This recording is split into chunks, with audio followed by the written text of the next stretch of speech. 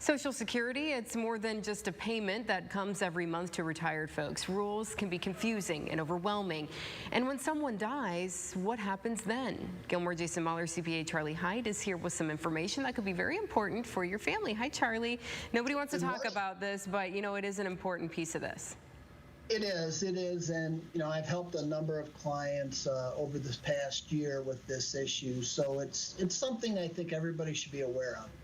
So number one, the most important thing to remember is that when a spouse passes away, their Social Security ends at that point in time. In the month, matter of fact, the month that they die, the benefit that they are eligible to receive for that month must be returned to Social Security. Oh, okay.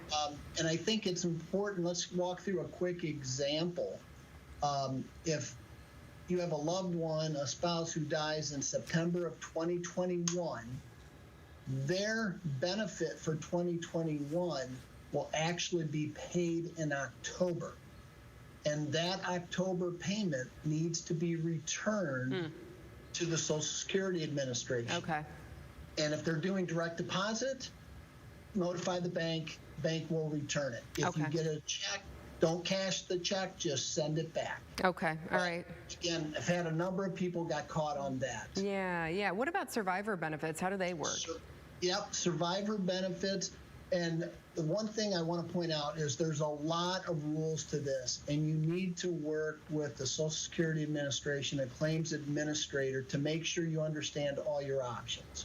But if both spouses were at full retirement age and receiving their benefits, what happens at the point when one spouse passes is the other, it's automatically going to convert to what's called a survivor benefit.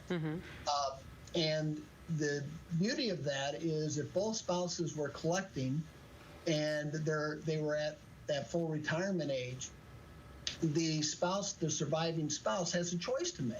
They can, if their payment and benefit is higher than what they would get from their spouse who just passed away, they can continue to just take their payment. Okay. If the spouse's payment was higher, they can opt to take the higher payment and continue on with that. Okay. So you have choices that come into play with this, and I think that's really important. If you're not at full retirement age, you can apply. You need to get with an administrator to see what your options are and go from there. And then also, I will point out that besides survivor benefits, minor children are also eligible to claim some benefits here. But there are some rules, of course, associated with that. Yeah. Absolutely, and that's why it's important to get with a benefit administrator with Social Security. Now, some of the things that you want to pull together before you set up that appointment, because it's got to be an appointment. You can't do this stuff online.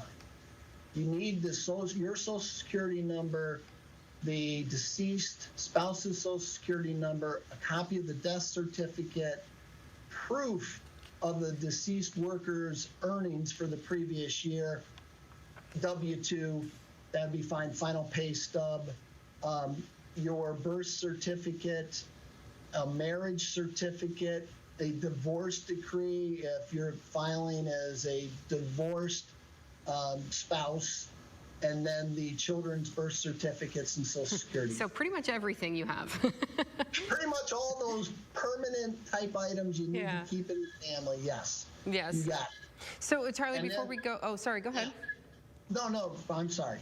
Before we go, you know, some good resources for people to learn more about this, because as you said, it can be confusing. There are a lot of rules. Where's a good place for people to go? Yep, so they want to go to Social Security Administration.gov /benefits /survivors. I believe we have it on the screen. Yep. Then 1-800-772-1213 is the phone number. That's the number that you would call to set up an appointment with the administrator.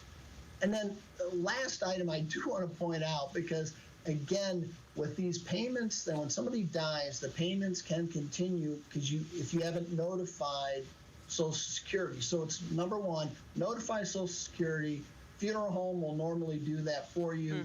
But remember, continuing to take those payments because you haven't notified Social Security is a federal crime, and you do not want to go down that path.